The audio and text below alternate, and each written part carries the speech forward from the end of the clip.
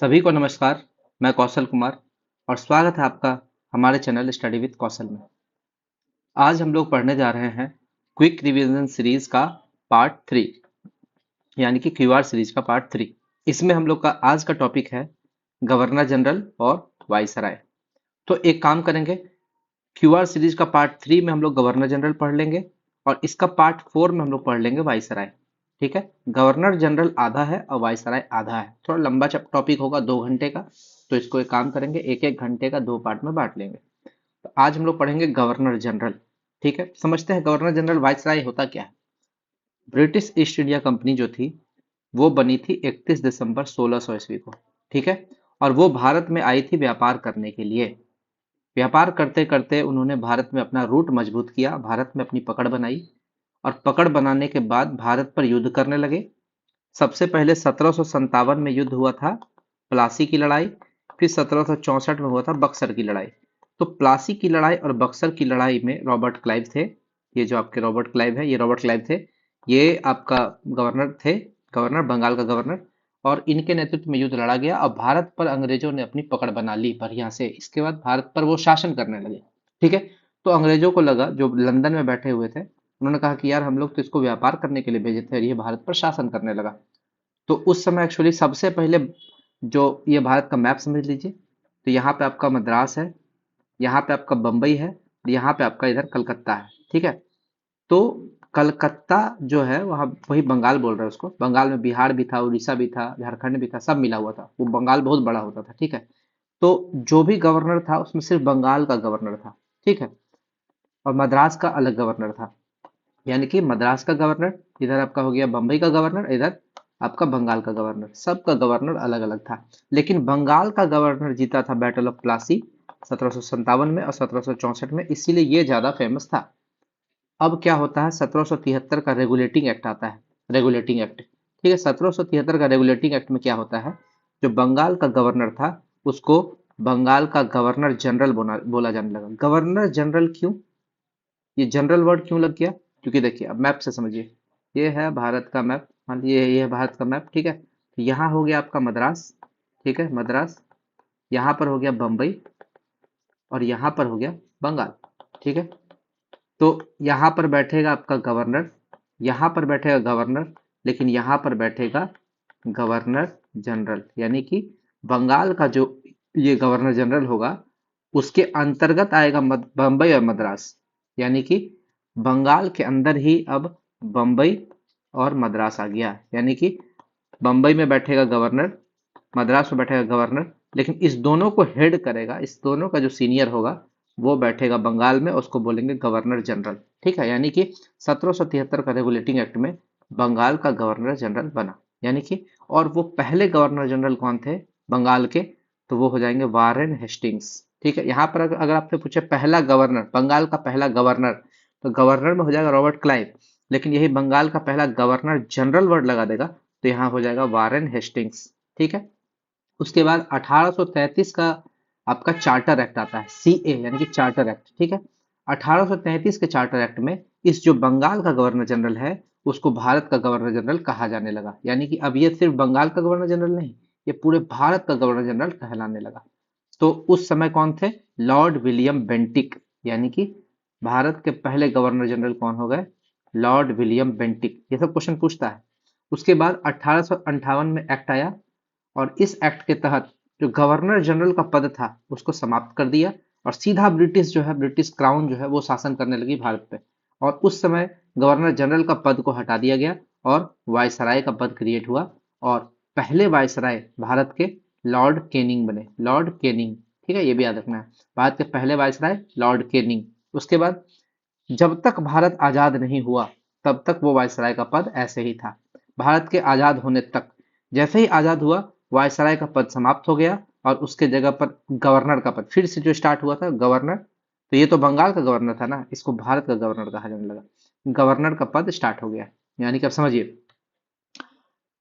जो वायसराय था, सबसे अंतिम वायसराय कौन था, जो लास्ट देश आजाद होने के समय में, लॉर्ड माउंटबेटन। ये भी आपसे क्वेश्चन पूछता है।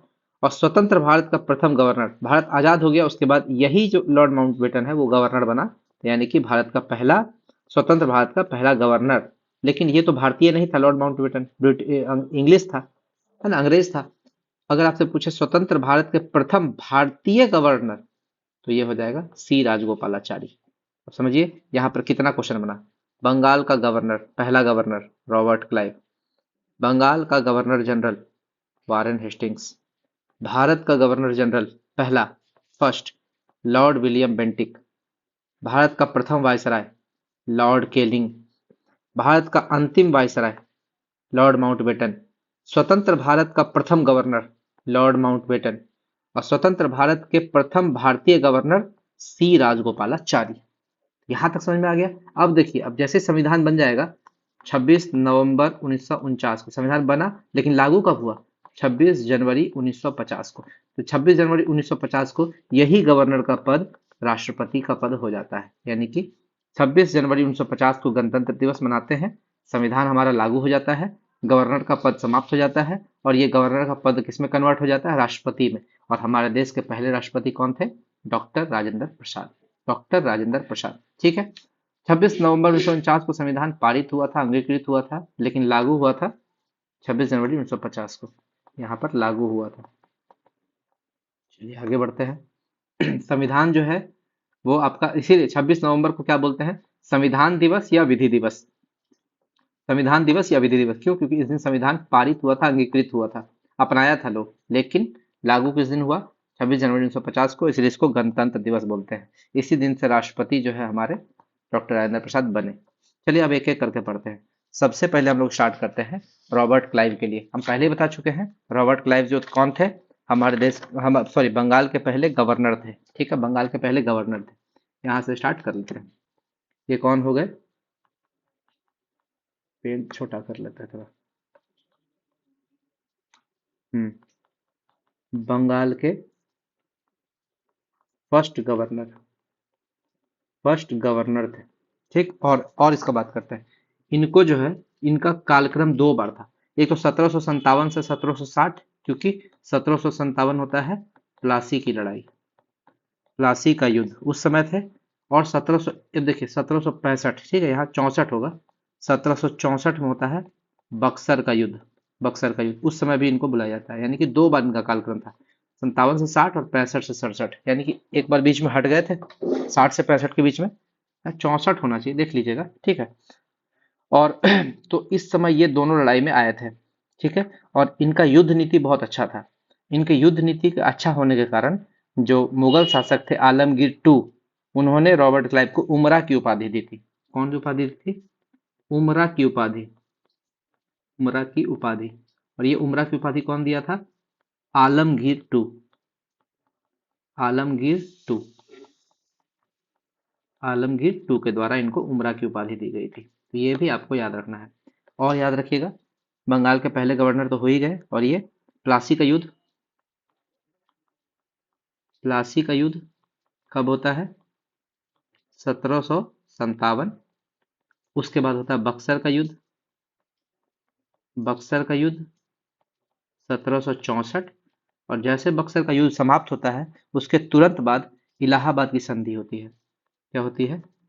इलाहाबाद की संधि। और इस इलाहाबाद की संधि में एक्चुअली बक्सर का युद्ध जो था वो ट्रायो के द्वारा लड़ा जा रहा था। तीन गो था उसमें, त्रिगुट, है ना, तीनों मिलके लड़ रहा था। और इस त्रिगुट से, मतलब अवध था, समझे ना? अवध था, इसमें मुगल था, है ना, और इसमें अवध, मुगल, मीर कासिम था शायद, है ना, मीर कासिम। तो इस तीनों, ये तीनों जो था, ये तीनों मिलके लड़ रहा था, तीनों को हरा दिया। तीनों को 1-1 लाख रुपए का जुर्माना है, पता नहीं शायद 1 लाख का कितना लाख का जुर्माना लगाया था, वो देख लीजिएगा आप लोग। जुर्माना लगाया था। और ये 1765 में होता है इलाहाबाद की संधि। इलाहाबाद की संधि, ठीक है, ये बहुत फेमस है।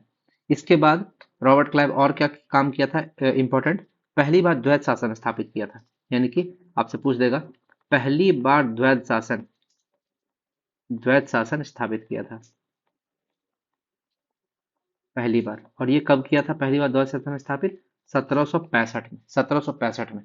तो इसको याद कर लीजिएगा, 1757, 1764, 1765, 1765, एकदम याद, एकदम डेट वाइज याद रखिएगा, ठीक है। उसके बाद आता है वांडीवास का युद्ध, ठीक है।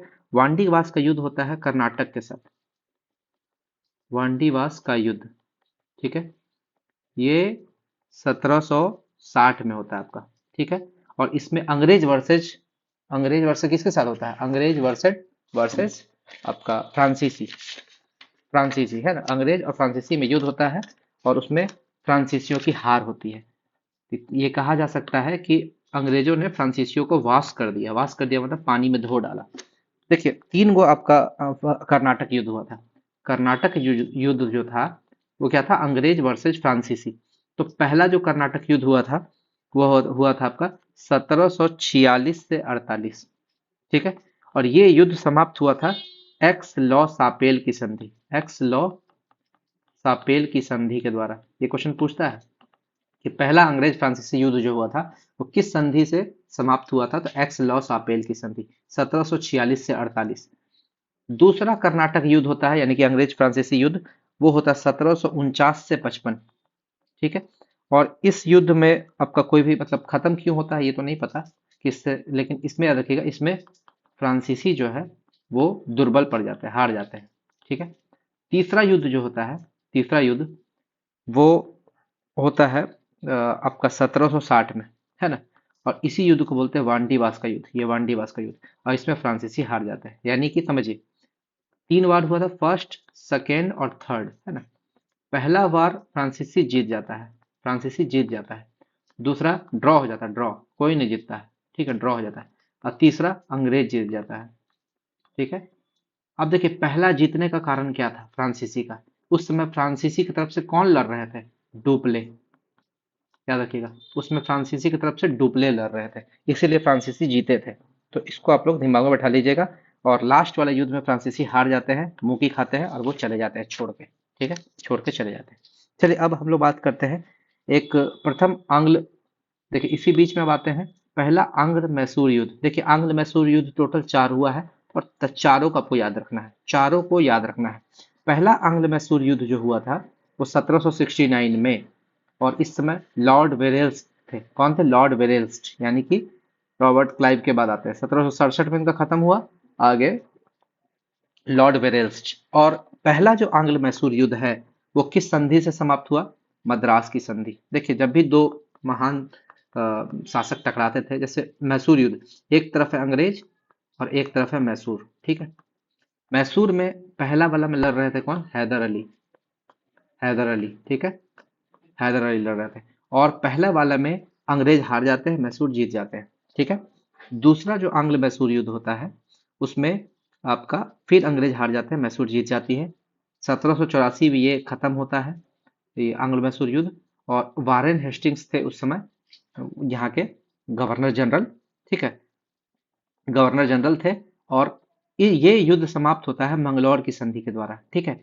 इस युद्ध में आपका टीपू सुल्तान जो है वो बीमार पड़ जाते हैं, बीमार पड़ने के कारण इनकी मृत्यु हो जाती है, ठीक है। तो टीपू सुल्तान का बेटा का एंट्री होता है, एंट्री, तो टीपू सुल्तान बोल रहे हैं, हैदर अली, ठीक है, हैदर अली मर जाते हैं और उनके पुत्र टीपू सुल्तान की एंट्री होती है।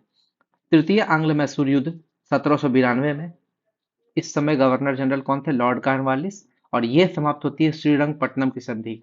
इसमें मैसूर की हार होती है, अंग्रेज जीत जाते हैं, ठीक है। और इसमें टीपू सुल्तान जो है वो काफी दुर्बल पड़ जाते हैं। टीपू सुल्तान बहुत फेमस है, क्यों फेमस है? क्योंकि भारत में पहला मिसाइल बनाने का श्रेय इन्हीं को जाता है। ये बांस से मिसाइल बनाए थे, बम्बू से, ठीक है, बम्बू से मिसाइल बनाने वाले पहले आदमी थे, ये याद रखना है। आगे चौथा आंग्ल मैसूर युद्ध, लास्ट वाला जो हुआ था, ये होता है 1799 में। और इस समय कौन थे गवर्नर जनरल? वेलेस्ली। और इन्होंने हरा दिया मैसूर को, ठीक है, मैसूर हार गए, अंग्रेज जीत गए। और इसमें टीपू सुल्तान को मार देते हैं, टीपू सुल्तान को मार देते हैं, उनके बच्चों को भी मार देते हैं। और ये युद्ध समाप्त होती है सहायक संधि के द्वारा। हम लोग पढ़े हैं लॉर्ड वेलेस्ली ने ही सहायक संधि की शुरुआत की थी, ठीक है। अब देखिए सहायक संधि का क्रम भी आप जान लीजिए, सहायक संधि का क्रम समझ लीजिए, H M A, H M A, P B G S I, ठीक है, H M A, P B G S I. कैसे होता है सहायक संधि? सबसे पहले H M A, P B G S I. H से हो गया हैदराबाद, एम से हो गया मैसूर और तंजौर, ठीक है, ए से हो गया आपका अवध, फिर पी से हो गया पेशवा, बी से हो गया भोसले, जी से हो गया गायकवाड़, एस से हो गया सिंधिया, और आई से हो गया इंदौर। यानी कि अगर ये सीक्वेंस आप याद रखे हुए हैं, आपको पता चल जाएगा कि कौन कब कब सहायक संधि के थ्रू अंग्रेज ने उसको अपने में मिला लिया। सबसे पहले है आपका हैदराबाद 1798 में। ये क्वेश्चन पूछता है सहायक संधि के द्वारा अंग्रेज ने सबसे पहले किसको मिलाया? हैदराबाद को मिलाया। फिर आता है मैसूर और तंजौर। मैसूर और तंजौर हो गया 1799 में। फिर आता है अवध। अवध 1801 में। फिर आता है आपका पेशवा 1802 में। फिर आता है भोसले 1803 में। फिर आता है गायकवाड़ 1803 में। फिर आता है सिंधिया 1804 में। फिर आता है इंदौर 1817 में। 1817 में ये सीक्वेंस आपको याद रखना है। जो आपका कंटिन्यूअसली जो बना है, मतलब कि सहायक संधि में वो मिला है, तो उसका सीक्वेंस भी आपको याद रखना है। आगे अब हम लोग मराठा का युद्ध भी देख लेते हैं। आंग्ल मराठा युद्ध 3 गो हुआ है। ठीक है, 3 आंग्ल मराठा युद्ध हुआ है। आंग्ल मराठा युद्ध इसलिए फेमस है क्योंकि ये बिहार एग्जाम का फेमस है। बिहार एग्जाम में ये फेवरेट है। ये बार बार पूछता है, इस हिसाब से पूछ देगा प्रथम आंग्ल मराठा युद्ध किस संधि से स्टार्ट हुआ और किस संधि से खत्म हुआ। तो ये शुरू हुआ था 1775 में सूरत की संधि से। ठीक है, और समाप्त हुआ 1782 में सालाबाई की संधि से। तो दोनों 100 से आ रहा है ना, सूरत सालाबाई, सूरत सालाबाई, है ना, 100 100 आ रहा है दोनों। ठीक है, इसमें देखिए स्टार्टिंग में दोनों म आ रहा था मैसूर वाला में, मद्रास मंगलौर श्रीरंगपट्टनम सहायक। तो किस संधि से समाप्त हुआ वो पूछता है एग्जाम। ईयर पूछे ना पूछे संधि जरूर पूछ देता है, और गवर्नर जनरल या गवर्नर वो पूछ देता है। तो देखिए ये स्टार्ट हुआ 75 में, खत्म हुआ 82 में। इसके समय तो कौन था? Warren Hastings, Warren Hastings. ठीक है, उसके बाद दूसरा आंग्ल मराठा युद्ध का बात करें तो ये शुरू हुआ था 1803 में और समाप्त हुआ 1806 में। जब शुरू हुआ उस समय हुआ बेसिन की संधि से स्टार्ट हुआ, और उस समय कौन थे राजा? पेशवा बाजीराव टू। और उस समय कौन जब स्टार्ट हुआ उस समय थे हमारे governor general Lord Wellesley, Lord Wellesley. लेकिन जिस समय समाप्त हुआ 1806 में राजपुर हाट की संधि के द्वारा, और ये राजपुर हाट की संधि होलकर के साथ हुई थी। और उस समय कौन थे governor general? George Barlow, sir George Barlow. तो ये भी आपको याद रखना है। पूछ देगा बेसिन की संधि किस गवर्नर जनरल के काल में हुई? तो लॉर्ड वेलेजली। राजपुर हाट की संधि किस गवर्नर जनरल के काल में हुई? George Barlow. आगे आते हैं तृतीय आंग्ल मराठा युद्ध का बात करें 1816 से 1819। और ये जो आपका तृतीय आंग्ल मराठा युद्ध था इसमें मराठा हार गया, मराठा का विलय कर लिया गया। और उस समय जब विलय हुआ उस समय लॉर्ड हेस्टिंग्स थे हमारे vice governor general. Governor general कौन थे? वाइसराय। लेकिन ये गवर्नर जनरल थे लॉर्ड हेस्टिंग्स, लेकिन ये बंगाल के गवर्नर जनरल थे। ठीक है, अभी तक भारत का गवर्नर जनरल नहीं बना है, ये सारे बंगाल के गवर्नर जनरल हैं। भारत का गवर्नर जनरल कहाँ से बनता है? देखिए 1833 का जो चार्टर एक्ट आता है उसमें भारत का गवर्नर जनरल बनता है लॉर्ड विलियम बेंटिक से स्टार्ट होता है। अभी तक उससे पीछे ही है, यानी कि बंगाल का गवर्नर जनरल ही चल रहा है। तो चलिए ये तो एक्स्ट्रा चीज आपको बता दिए। रॉबर्ट क्लाइव के बाद हम लोग को पढ़ना है वारेन हेस्टिंग्स। वारेन हेस्टिंग्स, चलिए वारेन हेस्टिंग्स का कालक्रम देख लेते हैं 1772 से लेकर 1785। इसीलिए देखिए ये जो इसका 1772 से 85 है ना, इसीलिए ये प्रथम आंग्ल मराठा युद्ध जो था, देखिए प्रथम आंग्ल मराठा युद्ध 1772 से 85 के बीच में ही दोनों आ रहा है, 75 से 82। इसीलिए दोनों में स्टार्ट भी हुआ सूरत की संधि, खत्म हुआ सराबाई की संधि, दोनों में वारेन हेस्टिंग्स ही थे। दोनों में वारेन हेस्टिंग्स ही थे, ये भी आपको याद रखना है। आगे आते हैं, यही जब थे गवर्नर, ये जब गवर्नर थे बंगाल का, उसी समय आता 1773 का रेगुलेटिंग एक्ट। 1773 का रेगुलेटिंग एक्ट। ठीक है, और इस रेगुलेटिंग एक्ट में क्या किया जाता है? मतलब जो गवर्नर था उसको गवर्नर जनरल का पोस्ट दिया जाता है, यानी कि बंगाल का फर्स्ट गवर्नर जनरल बनते हैं ये, पहला गवर्नर जनरल बनते हैं। यानी कि इसको ये भी बोल सकते हैं अंतिम गवर्नर, बंगाल का अंतिम गवर्नर यही थे, तब ना इनको गवर्नर जनरल पहला बोला गया, अंतिम गवर्नर थे। आगे आते हैं, अब देखिए इसी के तहत जो 1773 का रेगुलेटिंग एक्ट है, इसी के तहत सुप्रीम कोर्ट की भी स्थापना होती है। ठीक है, याद रखिएगा, यानी कि सुप्रीम कोर्ट की स्थापना बंगाल में, सुप्रीम कोर्ट की स्थापना।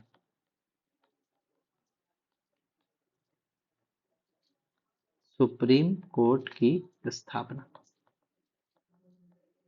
और जो सुप्रीम कोर्ट का स्थापना होता है तो पहला जो उसका चीफ जस्टिस बनता है वो एमपे, है ना, एमपे, कोई एमपे करके था, याद नहीं आ रहा, कोई एमपे था। ठीक है, तो वो याद रखिएगा, आप सर्च कर लीजिएगा नेट पे, एमपे करके कोई है। आगे आते हैं, देखिए 1772 में जो था कोर्ट ऑफ डायरेक्टर्स लंदन के अनुसार द्वैध शासन की समाप्ति हो गई, यानी कि यहाँ पर जो द्वैध शासन स्टार्ट किया था, ये द्वैध शासन पहली बार द्वैध शासन स्थापित किया था कौन? Robert Clive. उसको खत्म कर दिया हमारा वारेन हेस्टिंग्स, यानी कि ये 1772 ईस्वी में court of directors, court of directors जो लंदन था के आदेशानुसार द्वैध शासन समाप्त किया, द्वैध शासन को ये समाप्त किया। अब देखिए होता क्या है, ये क्या बोलते हैं, court of directors, court of control, board of control. देखिए बोर्ड ऑफ कंट्रोल एक होता है कंट्रोल, ठीक है, और एक होता है डायरेक्टर्स, बोर्ड ऑफ डायरेक्टर्स, ठीक है। अंतर क्या होता है दोनों में? कंट्रोल जो है ये पॉलिटिकल अफेयर्स देखता है, ठीक है, पॉलिटिक्स वगैरह देखता है, और ये और क्या देखता है, ये सेना वाला, सैन्य चीजें वगैरह, सेना से रिलेटेड जितना चाहिए वो देखता है। लेकिन डायरेक्टर्स जो हैं ये सिर्फ बिजनेस देखेंगे, ठीक है।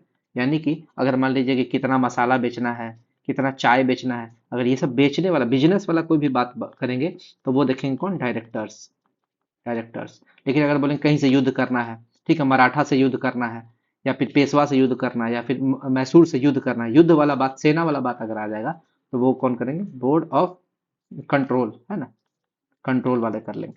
तो यही जो है आपका बोर्ड, कोर्ट ऑफ डायरेक्टर्स है ना, इसके अनुसार अब द्वैध शासन को समाप्त किया गया, द्वैध शासन को समाप्त किया गया। अब देखिए इसी के समय में एशियाटिक सोसाइटी की स्थापना होती है, एशियाटिक सोसाइटी की स्थापना कब होती है? 1784 में। कब होती है? 1784 में। किनके द्वारा होती है? विलियम जोन्स, विलियम जोन्स के द्वारा। विलियम जोन्स काफी फेमस है। अब देखिए इसी के समय आता है 1784 में Pitt's India act, Pitt's India act.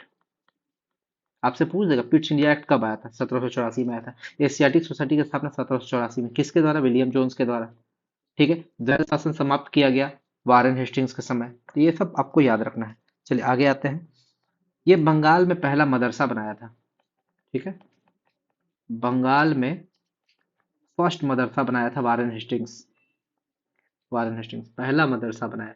और ये पहला मदरसा कब बनाया था? 1780 ईस्वी में, 1780 ईस्वी में, ठीक है। लेकिन आप कंफ्यूज मत कीजिएगा, अगर आपसे बोल देगा भारत में पहला मदरसा कौन बनाया, भारत में पहला मदरसा बनाया था इल्तुतमिश, जो गुलाम वंश से थे, इल्तुतमिश, ठीक है। लेकिन यहाँ भारत में नहीं, बंगाल में पूछा, बंगाल में पहला मदरसा 1780 में बनाया वारेन, वारेन हेस्टिंग्स, ठीक है।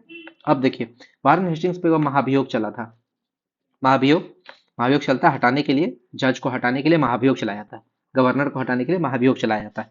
तो पहला एवं आखिरी गवर्नर, यह एकमात्र ऐसा गवर्नर था, पहला एवं आखिरी गवर्नर या गवर्नर जनरल जो बोलिए, आखिरी गवर्नर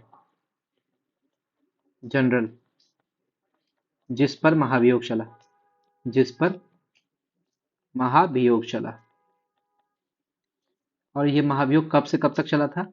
1788 से लेकर 1795 तक, 1788 से 95 तक, यानी कि 88 में ये हट गया था। देखिए 85 में ये हटा, इस पर महाभियोग लगा दिया, 88 से 95, ये दोबारा आ ही नहीं पाएगा, ठीक, 88 से 95। अब इसमें क्या हुआ था, ये दोष मुक्त साबित हो गया था, बाद में पता चला कि ये दोष मुक्त है, इसमें इस महाभियोग में इसको दोष मुक्त साबित किया गया, है ना, बाद में पता चला कि इसका कोई गलती नहीं था, दोष मुक्त हो गया। ठीक, आगे अगला देखते हैं। और क्या है, इसको भारत में, वारेन हेस्टिंग्स को भारत में न्यायिक सेवा का जनक कहा जाता है। देखिए भारत में न्यायिक सेवा का जनक, न्यायिक सेवा का जनक। चलिए ठीक है, आगे बढ़ते हैं, क्योंकि इसी समय सुप्रीम कोर्ट बना था ना, सुप्रीम कोर्ट इसी समय बना था। आगे देखिए, और सुरक्षा प्रकोष्ठ या घेरे की नीति से दो आदमी संबंधित था, सुरक्षा प्रकोष्ठ या इसी को बोलते हैं घेरे की नीति, है ना, घेरे की नीति। ये क्या होता था कि अंग्रेज लोग जहां घेर दिया ना, बोलता था कि अभी मेरा जमीन है ना, सुरक्षा, बोलता है हम सुरक्षा करेंगे इसका।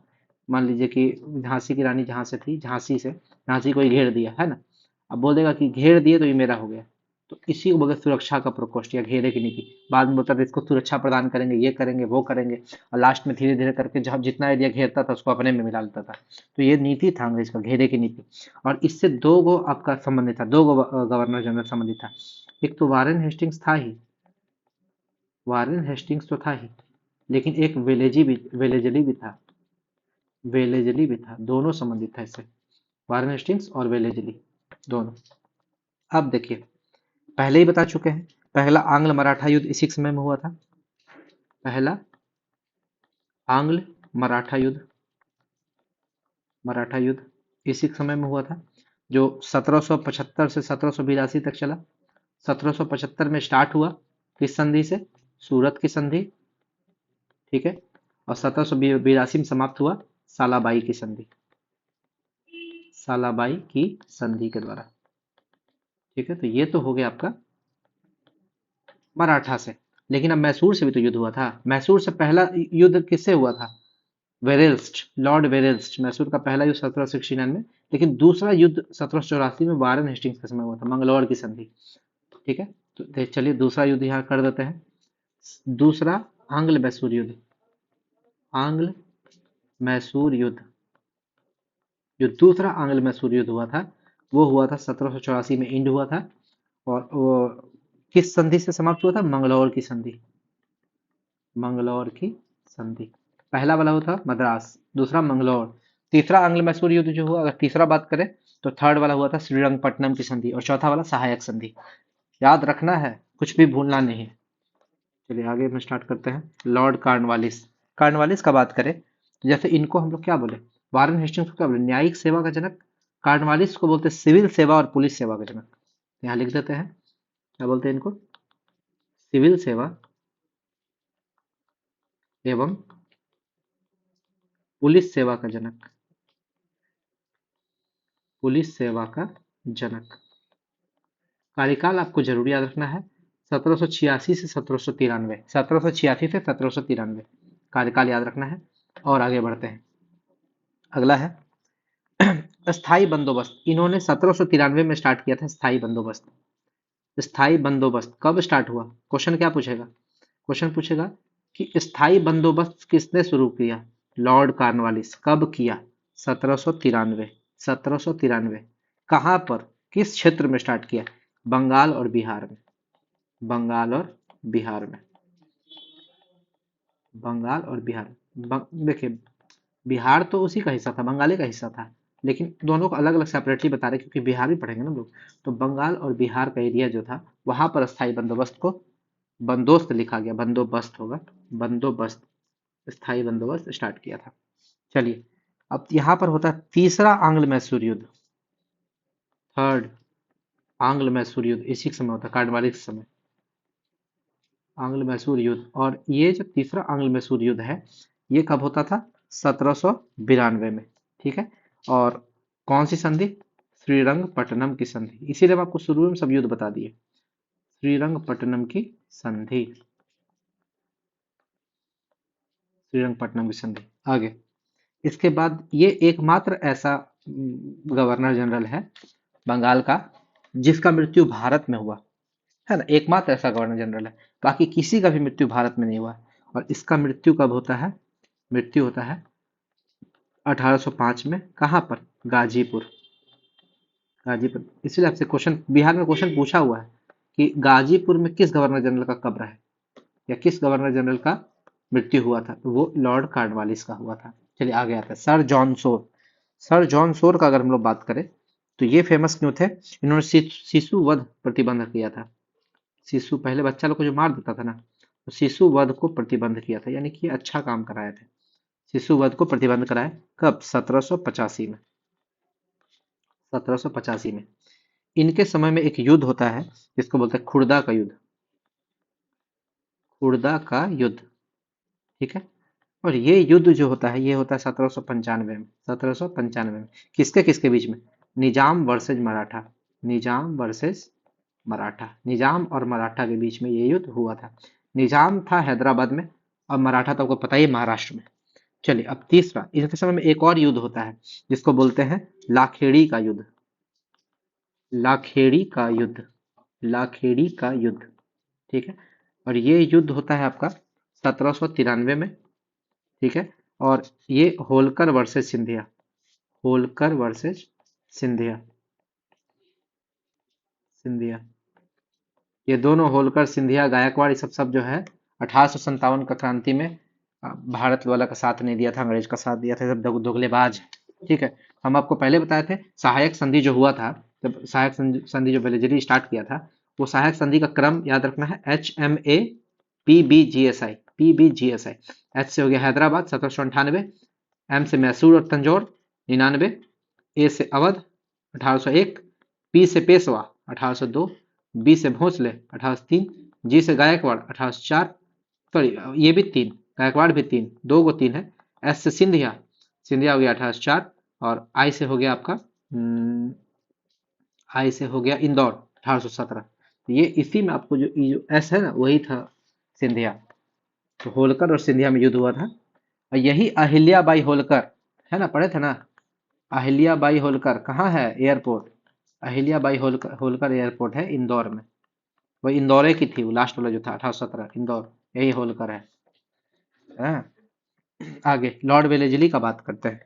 लॉर्ड वेलेजली को हम लोग अंग्रेज जो है इसका नीति को देखते हुए इसको बंगाल का शेर का उपाधि दिया। क्या बोला, ये बंगाल का शेर है, बंगाल का शेर, ठीक, इसको बंगाल का शेर बोला। और उसके बाद समझते हैं सहायक संधि, सहायक संधि स्टार्ट किया, सहायक संधि शुरुआत किया, सहायक संधि प्रणाली, ठीक है। सबसे पहले हैदराबाद, पहला राज्य, फर्स्ट राज्य जो था हैदराबाद, हैदराबाद। लेकिन अगर आपसे पूछे पहला शासक, यहाँ पे फंसा देगा आपको, पहला शासक अवध, अवध था 1765 में इसको कर लिया था, पहला शासक अवध था, पहला राज्य हैदराबाद था, यानी कि पहला ऐसा शासक है ना जिसको वो सहायक संधि के थ्रू अपने में मिलाया, तो वो शासक हो जाएगा अवध, लेकिन पहला राज्य हैदराबाद। यहाँ पर आपसे कंफ्यूजन हो जाता है। और सहायक संधि का तो हम आपको बता ही दिए हैं, HMAPBGSI, HMAPBGSI, ठीक है। ये ट्रिक है, इस ट्रिक को याद रखना है। एच से हो गया हैदराबाद, ठीक है 1799, 1798, एम से हो गया आपका मैसूर और तंजौर 99, ए से अवध, अवध हो गया 1801, पी से हो गया पेशवा 1802, बी से हो गया भोसले 1803, जी से गायकवाड़ 1803, एस से सिंधिया 1804, और आई से इंदौर, इंदौर वही होलकर वाली 1817।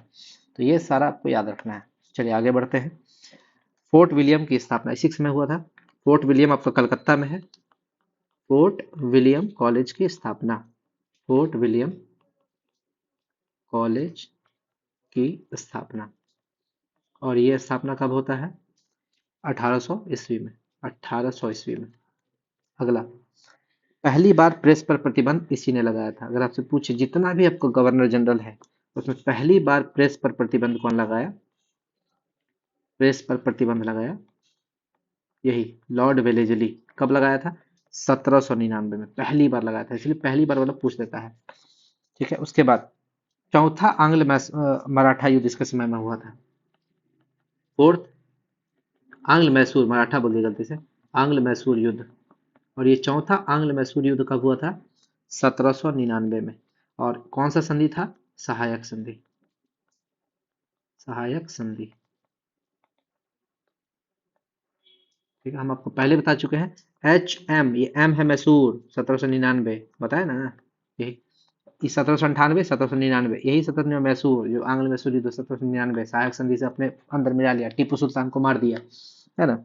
आगे दूसरा आंग्ल मराठा युद्ध इसके समय होता है, सेकेंड आंग्ल मराठा युद्ध, मराठा युद्ध।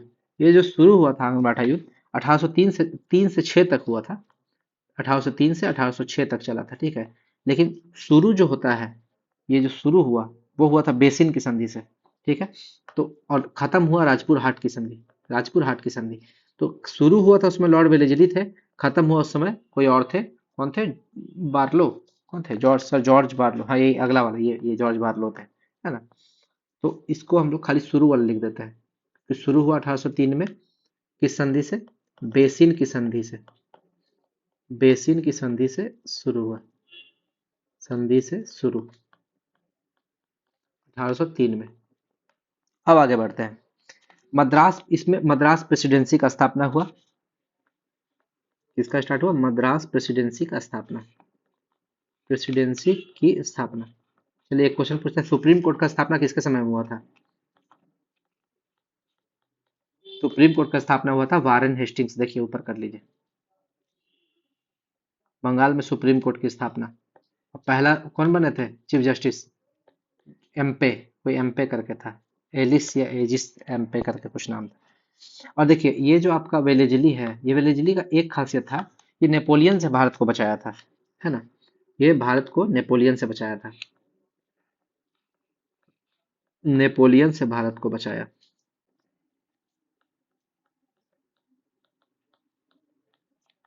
को बचाया। अब देखिए सर जॉर्ज बार्लो का बात करते हैं। सर जॉर्ज बार्लो में एक ही चीज है, ये जो द्वितीय आंग्ल मराठा युद्ध हुआ ना 1803 से 6, तो 6 में जो यहाँ पर है 1806 में ये होता है किस संधि से? राजपुर हाट की संधि, राजपुर हाट की संधि। और इस राजपुर हाट की संधि से ये युद्ध समाप्त होता है। और किसके साथ होता है संधि? ये संधि किसके साथ होता है? होलकर के साथ, वही इंदौर वाला होलकर, होलकर के साथ ये संधि होता है 1806 में, होलकर के साथ। आगे अर्ल ऑफ मिंटो, देखिए अर्ल ऑफ मिंटो वन, ये इसका कार्यकाल है 1807 से 13, 7 से 13। और अर्ल ऑफ मिंटो वन से एक ही चीज आपको याद रखना है, अमृतसर की संधि 1809 में, अमृतसर की संधि। और ये संधि कब होता है? 1809 में। कौन थे राजा? महाराजा रंजीत सिंह, महाराजा रंजीत सिंह, रंजीत सिंह। ये देखिए कोई भी हम संधि बता रहे हैं अंग्रेजों के साथ है, यानी कि महाराजा रंजीत सिंह का संधि हुआ था अंग्रेजों के साथ 1809 में, उसको अमृतसर की संधि कहा गया। देखिए जो सिख धर्म थे, सिख का आपका 3 युद्ध, आपको 2 युद्ध में लिया रखना है, ठीक है? 2 युद्ध में लिया रखना है। अमृतसर की संधि ये वाला उतना फेमस नहीं है, एक और अमृतसर की संधि है, देखिए आंग्ल सिख युद्ध, आंग्ल सिख युद्ध, एंग्लो सिख युद्ध इसको बोल सकते हैं, ठीक है? जो पहला वाला युद्ध हुआ था ना आंग्ल सिख युद्ध, वो था 1845 से 46, जिसको बोलते हैं लाहौर की संधि। कौन सा संधि हुआ था? लाहौर की संधि। और दूसरा वाला जो युद्ध हुआ था वो हुआ था 1848 से 49, ये हुआ था अमृतसर की संधि, अमृतसर की संधि।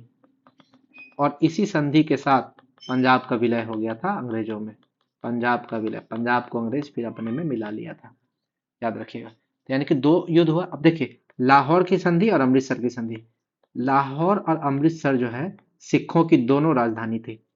अगर सिखों की राजनीतिक राजधानी का बात करें, राजनीतिक राजधानी, तो लाहौर था, और अमृतसर जो थी वो धार्मिक राजधानी थी, धार्मिक राजधानी। कैसे याद करिएगा ये धार्मिक है? अमृतसर में ही ना है गुरुद्वारा, मंदिर है ना, गुरुद्वारा अमृतसर में ही तो बना है स्वर्ण मंदिर, है ना, गुरुद्वारा। तो इसीलिए उसको याद रखिए, वो धार्मिक राजधानी थी सिखों की, और लाहौर जो थी वो राजनीतिक राजधानी थी। चलिए आगे बढ़ते हैं। लॉर्ड हेस्टिंग्स का बात करते हैं जो 1813 से 23, अगला वही है लॉर्ड हेस्टिंग्स 1813 से 23। इसमें बहुत कुछ कुछ चीज फेमस है। इसी के देखिए 1813 से 23 के बीच में एक चीज आता है 1813 का चार्टर एक्ट, 1813 का चार्टर एक्ट। ये चार्टर एक्ट क्या था? 1813 का चार्टर एक्ट को समझिए, समझिए यहाँ पे ये जो कंपनी थी east India company, east India company, ये भारत कब आई थी? 30 दिसंबर 1600 में। और अभी कितना समय हो रहा है? 1813, 1813, यानी कि लगभग आपका 100 213 वर्ष पूरा हो चुका है, 213, ठीक है, 213 वर्ष पूरा हो चुका है। और अब कंपनी ने अपने पैर भारत में पसार लिए हैं। कंपनी अपने पैर पसारने के साथ साथ बहुत ज्यादा मतलब कि व्यापार को कंट्रोल कर रहा है। इस व्यापार को इतना तरीका से वो कंट्रोल कर रहा था कि चाइना में, उस समय चाइना में मिलता था क्या? चाय और अफीम, ठीक है, अफीम, चाय और अफीम। तो ये बोलता था, क्या बोलते हैं ईस्ट इंडिया कंपनी, कंपनी जो है वो जाता था और चाइना से लड़ता था, है ना, बोलता था ये अफीम हम ही को दो, अफीम हम ही को दो। भाई चाइना डिसाइड करेगा ना कि हम अफीम किसको देंगे। तो ये जो है वो गया, या अफीम बेचता था, अफीम बेचता भी था वहां पे, जबरदस्ती बोलता था कि हम चाइना में ट्रेड करेंगे। तो चाइना का जो उसमें राजा हुआ करता था, वो मना किया, हम अफीम नहीं बेचने देंगे अपना देश में। भारत में अफीम का खेती करता था और इस अफीम को जाके बेचता था चाइना। इसी में हुआ है अंग्रेज और चाइना में अफीम युद्ध, पढ़िएगा कभी बाद में। अफीम युद्ध हुआ है, अंग्रेज वर्सेस चीन, अंग्रेज वर्सेस चीन। और इस अफीम युद्ध में अंग्रेज जो है जीत गए, चाइना हार गया। तो उन लोग को चाय का व्यापार करना पड़ा।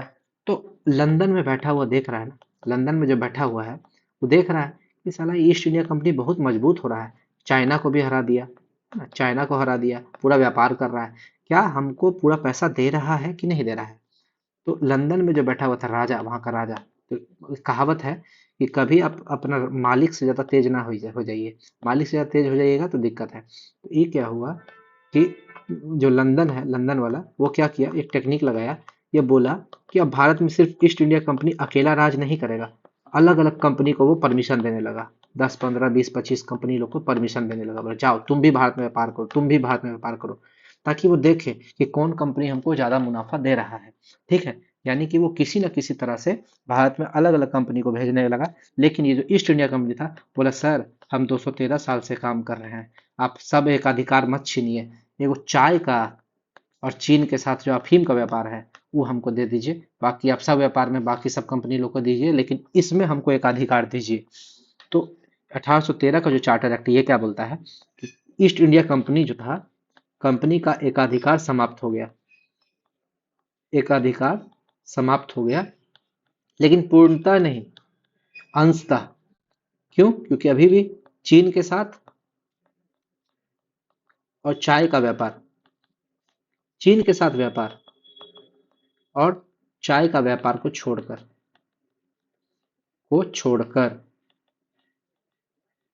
यानी कि चीन के साथ जो व्यापार कर रहा था अफीम वगैरह का, उस पर अभी भी कंपनी का एकाधिकार है, और चाय का जो व्यापार कर रहा था उसमें भी अभी भी कंपनी का एकाधिकार है। यानी कि कंपनी का एकाधिकार समाप्त हुआ अंशतः, अंशतः समाप्त हुआ, पूर्णतः समाप्त नहीं हुआ, अंशतः समाप्त हुआ।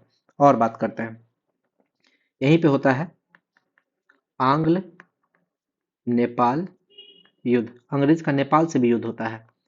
और आंग्ल नेपाल युद्ध जो है 1814 से 16, 1814 से 16, ये भी आपको ईयर भी याद रखना है। और 16 में युद्ध खत्म होता है किस संधि से?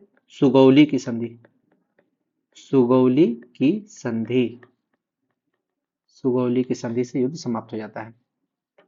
तो इसको उधर कर दीजिए। चलिए आगे बढ़ते हैं। अगला है, यहाँ पर होता है बम्बई प्रेसिडेंसी की स्थापना। चलिए आप लोग कमेंट कीजिए कि मद्रास प्रेसिडेंसी की स्थापना कब हुआ था। बम्बई प्रेसिडेंसी की स्थापना, बम्बई प्रेसिडेंसी की स्थापना होती है किसके समय में? लॉर्ड हेस्टिंग्स के समय में। यही अगर मद्रास प्रेसिडेंसी कर दिया, मद्रास वेलेजली आ जाता है। देखिए, मद्रास प्रेसिडेंसी की स्थापना लॉर्ड वेलेजली। तो हम आपको रिवीजन भी करवाएंगे, है ना, कि किस तरह आपको याद करना है आगे। थर्ड आंग्ल मराठा युद्ध यहाँ पर होता है, तीसरा आंग्ल मराठा युद्ध, और यही युद्ध में मराठा का विलय हो जाएगा।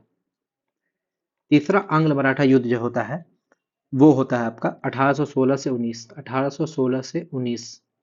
और इसमें मराठा का विलय हो जाता है, मराठा हार जाती है, मराठा का विलय हो जाता है। ठीक है, अगला आप देखिए, पूना संधि होता है 1800, क्या बोलते हैं, 1818 में होता है पूना का संधि। ठीक है, पूना संधि, पूना संधि होता है 1818 में। और इसमें क्या होता है, पूना संधि पेशवा और अंग्रेज में होता है, पेशवा और अंग्रेज में, पेशवा और अंग्रेज के बीच में होता है पूना का संधि। ठीक है, और इसमें होता क्या है, गोखले की मृत्यु हो जाती है, एक गोखले रहता है, गोखले की मृत्यु हो जाती है। उस मृत्यु होने के बाद पेशवा जो है संधि कर लेते हैं 1818 में अंग्रेजों के साथ। इस संधि को बोलते हैं क्या बोलते हैं, अम, इस संधि को बोलते हैं पूना की संधि। एक और संधि होता है, जैसे यहाँ पर आपका है ना सुगौली की संधि, एक है सुगौला की संधि, थोड़ा सा चेंज है, सुगौला की संधि, सुगौला की संधि, अंतर क्या है? ये होता है आपको 1818 में, ये भी आपको वही है जिसमें ये आपका क्या बोलते हैं, ये भी 1818 है और पूना संधि भी 1818 है। लेकिन पूना का संधि में क्या होता है, पेशवाई पद को समाप्त कर दिया जाता है। पेशवाई पद जो वंशानुगत होता था ना, पेशवाई पद का अंत कर देता है, पेशवाई पद का अंत हो जाता है, यानी कि अब कोई भी पेशवा नहीं बनेगा 1818 में। यही होता है सुगौला संधि। सुगौला यानी कि तुगेला, तुगेला बेटा, पेशवाई पद अब गया, खत्म। आगे आते हैं, महलवाड़ी व्यवस्था। दो व्यवस्था था जो फेमस हुआ था उस समय, महलवाड़ी व्यवस्था, ये पूछता है एग्जाम में, और एक है रैयतवाड़ी व्यवस्था। रैयतवाड़ी व्यवस्था, इससे पहले एक हम लोग स्थायी बंदोबस्त पढ़ चुके हैं, लॉर्ड कार्नवालिस। लॉर्ड कार्नवालिस देखिए यहाँ आप पीछे आइए। हाँ, स्थायी बंदोबस्त 1793 में कहाँ स्टार्ट हुआ था, बंगाल और बिहार में। कौन स्टार्ट किया था, लॉर्ड कार्नवालिस। लेकिन यहाँ पर हम लोग क्या पढ़ रहे हैं, महलवाड़ी व्यवस्था और रैयतवाड़ी व्यवस्था, दोनों कब स्टार्ट हुआ था। रैयतवाड़ी पहले था 1820 में, फिर महलवाड़ी 1822 में। रैयतवाड़ी 20 में, महलवाड़ी 22 में। ठीक है, आगे ये जो रैयतवाड़ी है ये स्टार्ट होता है मद्रास में, मद्रास में। और ये जो महलवाड़ी है ये स्टार्ट होता है पंजाब में, पंजाब में। ठीक है, इसको स्टार्ट करने वाले दो हैं, रैयतवाड़ी स्टार्ट करने वाले दो हैं, थॉमस मुनरो, थॉमस मुनरो और कैप्टन रीड, कैप्टन रीड, याद रखना है इसको, थॉमस मुनरो और कैप्टन रीड, बहुत फेमस क्वेश्चन है। मद्रास में, ये पंजाब में हुआ था और इसको स्टार्ट करने वाले कौन थे, हार्ट मैकेंजी। कौन थे, हार्ट मैकेंजी, मैकेंजी, ये भी याद रखना है आपको, हार्ट मैकेंजी। यानी कि महलवाड़ी व्यवस्था और रैयतवाड़ी व्यवस्था ये दोनों आया था लॉर्ड हेस्टिंग्स के समय में 1820 और 22। ये स्टार्ट हुआ था मद्रास में, महलवाड़ी पंजाब में। मद्रास में जो हुआ था आपका रैयतवाड़ी व्यवस्था वो स्टार्ट किया था थॉमस मुनरो और कैप्टन रीड, और पंजाब में जो स्टार्ट हुआ था 1822 में महलवाड़ी व्यवस्था, इसको स्टार्ट किया था हार्ट मैकेंजी। चलिए आगे आते हैं, अगला अगला हम लोग पढ़ते हैं लॉर्ड एम हर्स्ट के बारे में। इसका कार्यकाल है 23 से 28, 1823 से 1828। ठीक है, लॉर्ड एम हर्स्ट में दो चीज आपको बस याद रखना है। पहला, इसी के समय में पहला हिंदी समाचार पत्र स्टार्ट हुआ था, हिंदी समाचार पत्र स्टार्ट हुआ था। अब पहला हिंदी समाचार पत्र का नाम क्या था, उदंड मार्तंड, ये फेमस है, याद रखिएगा, उदंड मार्तंड।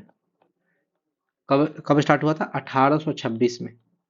और इसको लिखने वाले कौन थे, जुगल किशोर, जुगल किशोर।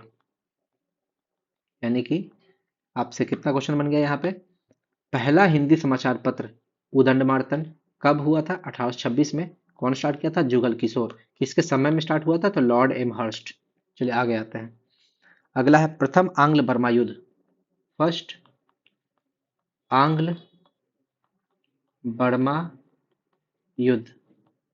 आंग्ल बर्मा युद्ध, अंग्रेज और बर्मा, बर्मा बोलते हैं अभी जो म्यांमार है उसका पहले नाम था बर्मा।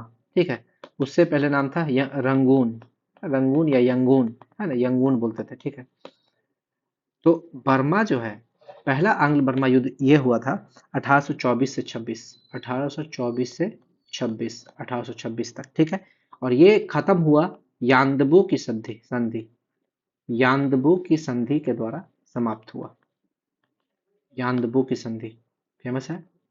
ठीक है, ये आंग्ल बर्मा युद्ध टोटल 3 हुआ था। पहला तो आप देख लिए 1824 से 26, ठीक है, यान्दबू की संधि। दूसरा जो था वो हुआ था 1852 में, और तीसरा जो था वो हुआ था 1885 में। कुछ भी गलती लिखेंगे तो आप कमेंट कर दीजिएगा यूट्यूब पे, ठीक है, कमेंट कर दीजिएगा। आगे आते हैं, अगला है Lord William Bentinck. Lord William Bentinck, इसको वीवीआई मार दीजिए, बहुत जरूरी है। लॉर्ड विलियम बेंटिक क्यों, क्योंकि इसी के समय में आता है 1833 का चार्टर एक्ट, 1833 का चार्टर एक्ट। और इस 1833 का चार्टर एक्ट में कंपनी का जो एकाधिकार था पूर्णतः समाप्त कर दिया था। पहले जो क्या बोलते हैं, चीन और चाय के साथ जो था ना, उसको पूरा तरह से समाप्त कर देता है इसमें। यानी कि इसमें क्या किया, कंपनी का एकाधिकार, एकाधिकार जो है पूर्णतः समाप्त, एकदम टोटली खत्म। चीन और चाय के साथ जो था ना वो भी समाप्त कर दिया। बोला ना, अब चीन के साथ भी तुम व्यापार नहीं करेगा। कंपनी का एकाधिकार पूर्णतः समाप्त कर दिया 1833 का चार्टर एक्ट में। और इस चार्टर एक्ट में क्या होता है, इस चार्टर एक्ट में क्या होता है, बंगाल का गवर्नर जनरल को भारत का गवर्नर जनरल बोलता है।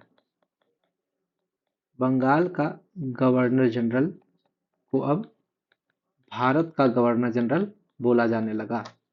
इसीलिए भारत का पहला गवर्नर जनरल कौन हो जाएगा, लॉर्ड विलियम बेंटिक। और याद रखिएगा जो 1833 का चार्टर एक्ट है, इसका एक दूसरा नाम भी है, सेंट हेलिना एक्ट।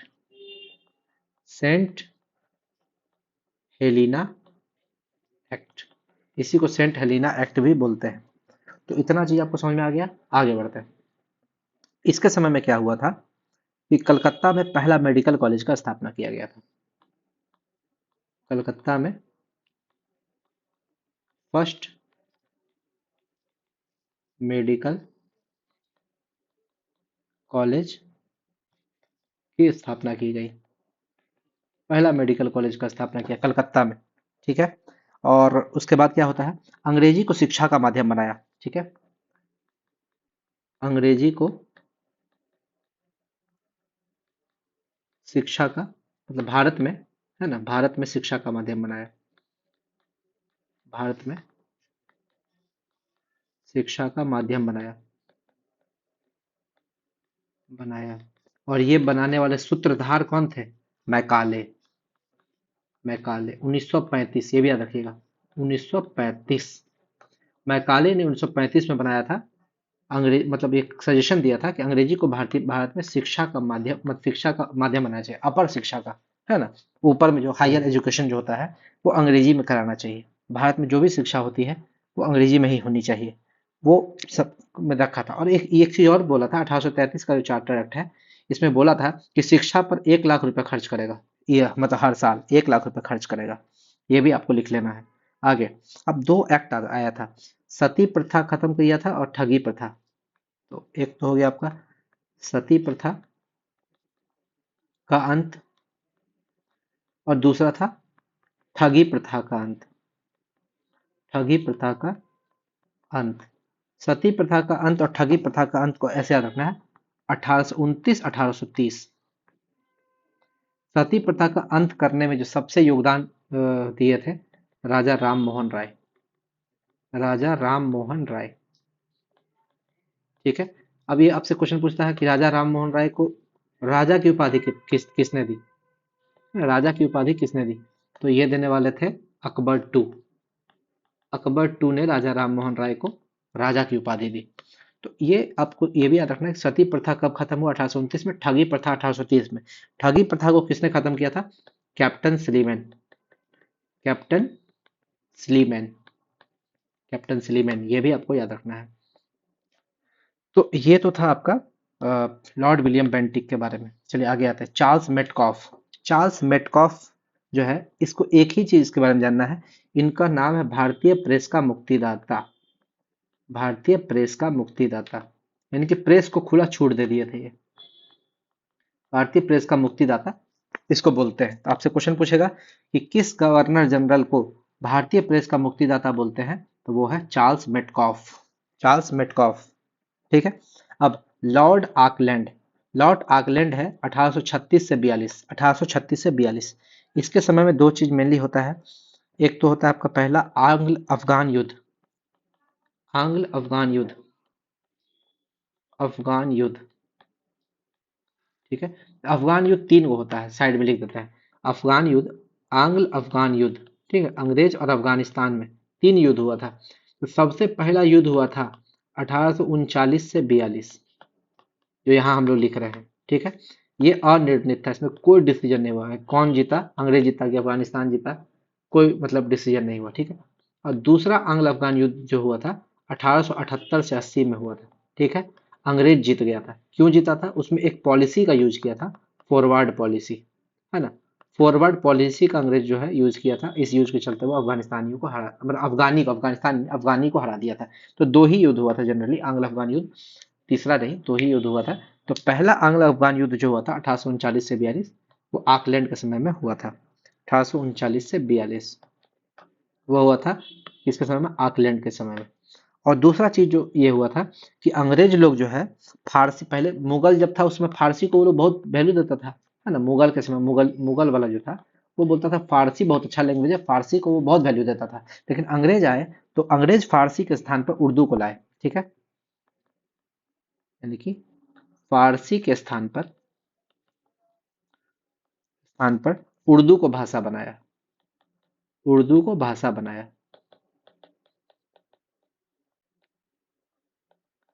यानी कि अंग्रेजों ने ही उर्दू को भारत का भाषा बनाया, है ना। पहले फारसी ज्यादा फेमस था, उर्दू अब ज्यादा फेमस है। ठीक है, एक चीज और याद रखिएगा, जो कूका आंदोलन हुआ था स्टार्टिंग में, है ना, कूका आंदोलन, कूका विद्रोह, है ना, वो हुआ था 1840 में। और कौन स्टार्ट किया था? भगत जवाहर मल, भगत जवाहर मल। देखिए इसी के समय में हुआ था 1840, यही है ना, कूका विद्रोह, कूका आंदोलन। ठीक है, भगत जवाहर मल। तो आपको बस ये नहीं याद रखना कि कूका आंदोलन किसके समय में हुआ था, ये याद रखिएगा कूका आंदोलन कब हुआ था, तो 1840 में हुआ था। कि कौन स्टार्ट किया था? भगत जवाहर मल, ये याद रखना आपको। आगे आते हैं, लॉर्ड एलन ब्रो। ये अपना ब्रो है भाई। क्यों ब्रो है एलन ब्रो? क्योंकि यही जो संडे का छुट्टी स्टार्ट करवाया था, इसलिए मेरा ब्रो है। ठीक है, रविवार की छुट्टी की शुरुआत की, छुट्टी की शुरुआत की। अब भाई सचिवालय में सैटरडे का छुट्टी कौन स्टार्ट किया, यही पता करना है। ये हमको आज तक पता नहीं चला। चलिए आगे आते हैं। अगला है दास प्रथा का अंत, यही किया था, दास प्रथा का अंत। ठीक है, दास प्रथा का अंत। तो ये हो गया आपका, कब किया था? 1843, 1843, 1843। इसके बाद आता है सिंध का विलय, सिंध का विलय। देखिए सब का विलय आप लोग धीरे धीरे पढ़ रहे हैं। बताया था मराठा का विलय कब हुआ? अब ये मत बोलिएगा नहीं पढ़ा है। देखिए मराठा का विलय 1816 से 19। ठीक है, पंजाब का विलय। देखिए पंजाब का विलय हम आपको बताए थे, पंजाब का विलय हुआ था दूसरा आंग्ल सिख युद्ध जब हुआ था 1848 से 49 में, जिसमें अमृतसर का संधि हुआ था। उसमें क्या बोलते हैं, दिलीप सिंह, एक राजा था दिलीप सिंह, वो भाग गया था, युद्ध छोड़िए के भाग गया था। तो उस समय पंजाब का विलय हो गया था। तो ये आपको याद रखना है। सिंध का विलय कब हुआ? सिंध का विलय हुआ 1843, 1843, 1843 सिंध का विलय हुआ। चलिए यहाँ तक किसी को कोई दिक्कत? कोई दिक्कत नहीं, आगे बढ़ते हैं। कुशल अकर्मण्यता की नीति, ये स्टार्ट कौन किया था? ये स्टार्ट करने वाले का नाम है sir John Lawrence, sir John Lawrence. ये पूछा हुआ क्वेश्चन है इसीलिए हम लिख दिए सर जॉन लॉरेंस। और ये किसके विरुद्ध किया था? अफगानिस्तान के विरुद्ध, अफगानिस्तान के विरुद्ध। कुशल अकर्मण्यता की नीति, सर जॉन लॉरेंस। ठीक है, सारा प्रीवियस ईयर हम इसमें कवर कर दिए, सारा टोटल, और कुछ एक्स्ट्रा भी फैक्ट है। आगे देखिए, Lord Hardinge one. Lord Hardinge one जो है इसका कार्यकाल है 1844 से 48, 1844 से 48। और इसके समय में दो चीज हुआ था। प्रथम आंग्ल सिख युद्ध, प्रथम आंग्ल सिख युद्ध, सिख युद्ध, आंग्ल सिख युद्ध जो है प्रथम कब हुआ था? 1845 से 46, हम आपको पहले बता दिए थे। और इसमें कौन हुआ था? लाहौर की संधि, लाहौर की संधि हुई थी। चलिए इसी में आपको दूसरा भी बता देते हैं। दूसरा, दूसरा जो है आंग्ल सिख युद्ध, वो हुआ था 1848 से 49। और इसमें हुआ था अमृतसर की संधि, अमृतसर की संधि। और याद रखना है, लाहौर जो है वो राजनीतिक राजधानी था सिख का, और अमृतसर जो है वो धार्मिक राजधानी था सिख का। आगे आते हैं। और लॉर्ड हार्डिंग क्या किया था? नरबली प्रथा का अंत, नरबली प्रथा का अंत किया था, नरबली प्रथा का अंत किया था। और कब किया था? 1845 में। तो चलिए बहुत सारा क्वेश्चन बन गया आपका। शिशु वध का अंत कौन किया? कमेंट कीजिएगा, शिशु वध का अंत। ठीक है, उसके बाद नरबली प्रथा का अंत। ठीक है, नरबली प्रथा का अंत, सती प्रथा का अंत, ठगी प्रथा का अंत, ठगी प्रथा का अंत। ठीक है, भारतीय प्रेस का मुक्तिदाता कौन था? दास प्रथा का अंत, दास प्रथा का अंत। ठीक है, ये सारा क्वेश्चन आपसे एग्जाम में पूछ देगा, हाँ, इसको एक सीक्वेंस में याद रखिए। ठीक है, आगे आते हैं। लॉर्ड डलहौजी। लॉर्ड डलहौजी को का ही दूसरा नाम है, ओरिजिनल नाम इसका है रैमजे। पूछेगा लॉर्ड डलहौजी जो है, ये तो आदमी इस नाम से फेमस कर दिया इसको, लेकिन इसका एक्चुअल नाम था रैमजे। इसका कार्यकाल था 1848 से 56। लॉर्ड डलहौजी को भी VVI मार दीजिए, बहुत इंपॉर्टेंट है। VVI इसलिए क्योंकि इसी को हम लोग बोलते हैं आधुनिक भारत का निर्माता। लॉर्ड डलहौजी को क्या बोलते हैं? आधुनिक भारत का निर्माता। जितना भी आधुनिक भारत में मतलब चीज बना है, रेल बना हो, डाक बना हो, संचार बना हो, कुछ भी बना हो, ठीक है। PWD का स्थापना हुआ था, सिविल सेवा का स्टार्ट किया था ये, आपका तार सेवा यही स्टार्ट किया था, है ना। तो ये आपको याद रखना है कि लॉर्ड डलहौजी आधुनिक भारत का निर्माता इसको बोलते हैं।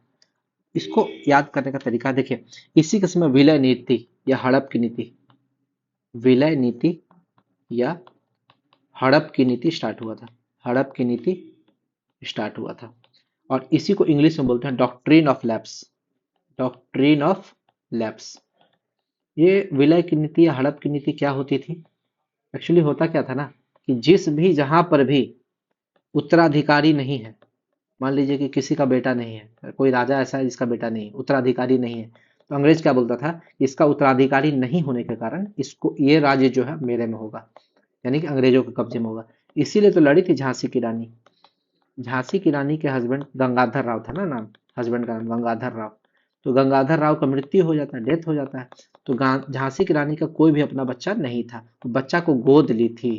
गोद ली थी, बच्चा को क्या की थी? गोद ली थी। लेकिन अंग्रेज बोला कि ये आपका एक्चुअल बच्चा नहीं है, आपने बच्चा को गोद लिया है, इसलिए ये आपका उत्तराधिकारी नहीं है, तो यानी कि झांसी को आप मेरे में मिला दीजिए। और वही मिलाने को बोलते हैं विलय नीति या हड़प की नीति। ठीक है, उसी को बोलते हैं। तो सबसे पहले जो हड़प की नीति आया था, उसमें सबसे पहला राज्य कौन हड़पा था?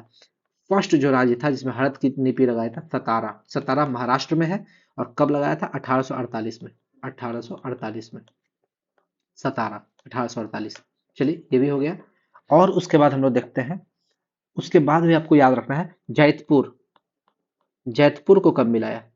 ठीक है, संभलपुर को कब मिलाया? ये सीक्वेंस में याद रखना है। जैतपुर, संभलपुर, उदयपुर। उदयपुर को कब मिलाया? झांसी को कब मिलाया?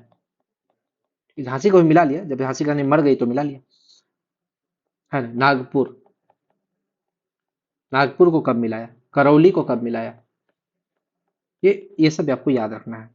और इसको सीक्वेंस में आपको याद रखना है, लाल कलम से कर देते हैं। जैतपुर को मिलाया था 1849 में, संभलपुर को मिलाया था 1849 में, उदयपुर को मिलाया था 1852 में, झांसी को मिलाया था 1853 में। आप बोलिएगा झांसी को 53 में मिलाया, तो झांसी की लड़ाई मतलब झांसी की रानी जो 1857 के स्वतंत्रता संग्राम में कैसे लड़ी थी? क्योंकि 1853 में झांसी को विलय नीति के तहत अपने में मिला लिया था अंग्रेज लोग, इसी के अगेंस्ट में वो लड़ रही थी 1857 की लड़ाई में, क्योंकि तब तक विलय कर लिया था, अंग्रेज लोग विलय कर चुका था। आगे बात करते हैं नागपुर। नागपुर का बात करते हैं, तो ये भी 1854 में। ठीक है, और करौली का हमको याद नहीं आ रहा है, ठीक है, देख लीजिएगा, उतना इंपॉर्टेंट भी नहीं करौली, नागपुर तक इंपॉर्टेंट है। अब देखिए अवध, एक क्वेश्चन पूछता, अवध को कब मिलाया था? अवध, अवध का जो है मिलाया था 1856 में। 1856 में। और अवध का आखिरी शासक पूछता है एग्जाम में, अवध का आखिरी राजा कौन था? वाजिद अली शाह। वाजिद अली शाह। वाजिद अली शाह अवध को लास्ट मिलाया था। वाजिद अली शाह। अभी जो मतलब अंग्रेज जो अपना मनमानी कर रहा था ना, कि भाई बार बार हम विलय नीति हड़प नीति से हड़प ये लेंगे, ये अंग्रेज के लिए थोड़ा सा उल्टा पड़ गया, इसीलिए बाद में 1857 की क्रांति भी होता है। ठीक है, तो चलिए अब आगे बढ़ते हैं। अगला जो है इसमें रेलवे सेवा, हाँ, रेल सेवा स्टार्ट किया था हमारा डलहौजी। भारत में पहली रेल कहाँ से कहाँ तक? मुंबई से थाने, बम्बई से थाने तक चली थी। तो रेलवे का जो स्टार्ट किया था 1853 में। 1853 में लॉर्ड डलहौजी। और देखिए ये तार सेवा का भी, तार सेवा जिसको संचार बोलते हैं, संचार बोलते हैं, ठीक है। डाक सेवा, डाक सेवा, ठीक है। इस दोनों को स्टार्ट किया 1854 में, 1854 में, ठीक है। और एक चीज और याद रखिएगा, चूंकि ये डाक सेवा स्टार्ट किया है, तो पूछता है पहला डाक टिकट कहाँ जारी किया गया? पहला डाक टिकट जो जारी किया, कराची में, कराची में जारी किया गया 1854 में। 1854 में। चलिए आगे बढ़ते हैं। Wood's dispatch. Wood's dispatch. Wood's dispatch कब आया? 1854 में। 1854 में आया। VVI बार बार एग्जाम में पूछता है। वुड्स डिस्पैच लॉर्ड डलहौजी के समय में आया। और ये वुड्स डिस्पैच फेमस क्यों है कि इसको बोलते हैं भारतीय भारतीय शिक्षा का मैग्ना कार्टा। भारतीय शिक्षा का मैग्ना कार्टा। भारतीय शिक्षा का मैग्ना कार्टा इसको बोलते हैं। भारतीय शिक्षा का मैग्ना कार्टा। आगे बात करते हैं। और ये क्या करता है डलहौजी? PWD की स्थापना करता है। पब्लिक वर्क्स डिपार्टमेंट यानी कि सार्वजनिक निर्माण विभाग।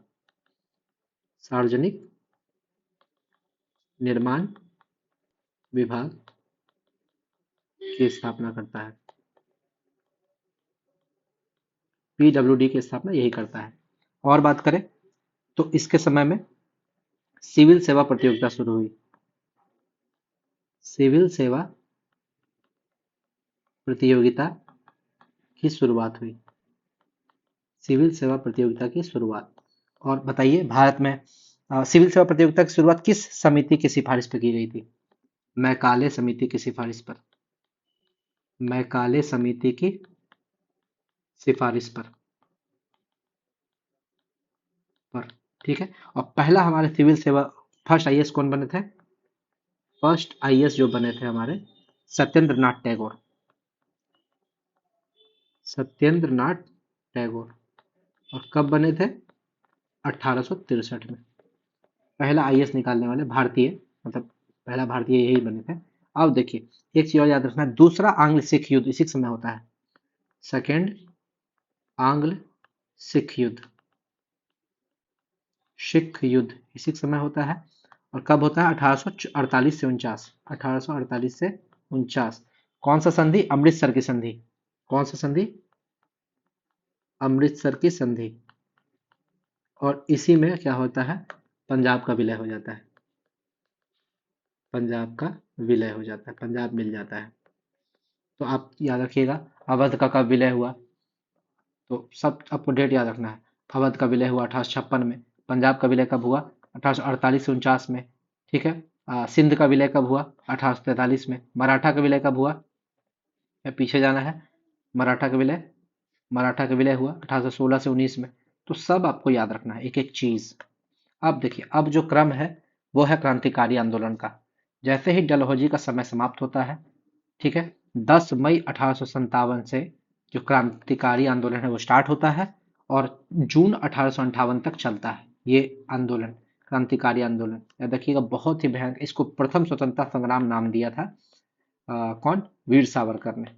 वीर सावरकर प्रथम स्वतंत्रता संग्राम इसको नाम दिया था।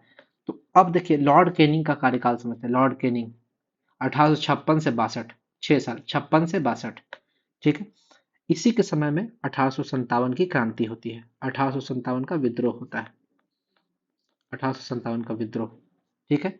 और इसके समय में श्वेत विद्रोह, बेचारा इसके समय में खूब विद्रोह होता है। श्वेत विद्रोह होता है 1861 में। नील विद्रोह होता है इसके समय में। नील विद्रोह 1859 में। बहुत विद्रोह होता है इसके समय में। ठीक है। अब देखिए इस सारे विद्रोह के कारण अब 1858 का एक्ट आता है। 1858 का एक्ट आया 1 नवंबर 1858 में। ये होता क्या है? इस एक्ट में बहुत सारा प्रॉब्लम था जिसके कारण जो हमारा सिपाही विद्रोह जो हुआ, ये क्रांतिकारी आंदोलन हुआ, वो होने का रीजन था बहुत सारा। उस चीज को सुधारा गया। अब क्या बोला? तो ईस्ट इंडिया कंपनी जो शासन करती है, ईस्ट इंडिया कंपनी का शासन को हम समाप्त कर देंगे और सीधे जो है ब्रिटिश क्राउन यानी कि ब्रिटेन में जो राजा बैठा है वो डायरेक्ट शासन करेगा लंदन से। मतलब कि भारत का जो शासन है, भारत का शासन क्या किया? ये ईस्ट इंडिया कंपनी से ब्रिटिश क्राउन को सौंपा गया। ब्रिटिश क्राउन को सौंपा गया। सौंपा गया। और याद रखिएगा इस घोषणा पत्र को क्या बोलते हैं? इलाहाबाद घोषणा पत्र। इलाहाबाद घोषणा पत्र। घोषणा पत्र इसका इलाहाबाद घोषणा पत्र में और क्या है? पहले झांसी की रानी जिस चीज के लिए लड़ रही थी बोली थी ना कि बच्चा उसको गोद ली थी, अपना बच्चा, उसका पति गंगाधर राव मर गया था, तो अब बोली कि हम बच्चा गोद लिए हैं, यही मेरा उत्तराधिकारी है। अंग्रेज बोला नहीं, आपका अपना बच्चा होना चाहिए, गोद लिया हुआ बच्चा को उत्तराधिकारी नहीं मानेंगे। तो ये जो इलाहाबाद घोषणा पत्र देखा, समझा भाई गोद लेने के कारण इतना भीषण संग्राम हुआ, ये क्या बोला इलाहाबाद घोषणा पत्र में कि उत्तराधिकारी गोद लेने की अनुमति दी जाती है, यानी कि अब आप उत्तराधिकारी को गोद ले सकते हैं। उत्तराधिकारी गोद लेने की अनुमति दी गई, अनुमति प्रदान की गई। अब आते हैं, और 1858 का जो ये एक्ट इसमें आया था, इसमें और क्या बोला जाने लगा कि जो क्या बोलते हैं, गवर्नर जनरल जो था उसको हटा के गवर्नर जनरल का नाम बदलकर वायसराय कर दिया गया। वायसराय यानी कि देखिए, पहले ब्रिटिश, पहले कौन देखता था, ईस्ट इंडिया कंपनी, अब कौन देख रहा है, ब्रिटिश क्राउन। तो ईस्ट इंडिया कंपनी जो देखता था उसका हेड था कौन, गवर्नर जनरल, और ब्रिटिश क्राउन का हेड कौन बना, वायसराय। वायसराय यानी कि अब गवर्नर जनरल चेंज हो गया किस में,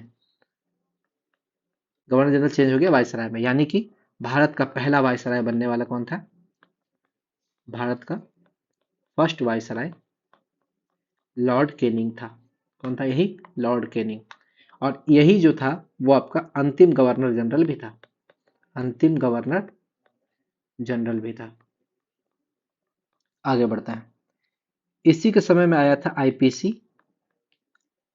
1862 में, जिसमें 511 धाराएं थी।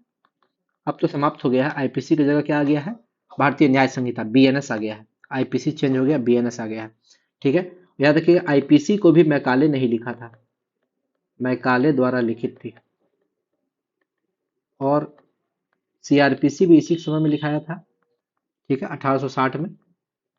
और सीआरपीसी में 484 धारा थी, 484 धारा। ठीक है, अब सीआरपीसी को कोई मतलब नहीं है, सीआरपीसी भी चेंज हो गया है। भारतीय नागरिक सुरक्षा संहिता बीएनएसएस, इसको बोलती है भारतीय न्याय संहिता। आईपीसी का नाम चेंज हो गया बीएनएस, और सीआरपीसी का नाम चेंज हो गया भारतीय नागरिक सुरक्षा संहिता, बीएनएसएस नाम रख दिया गया है।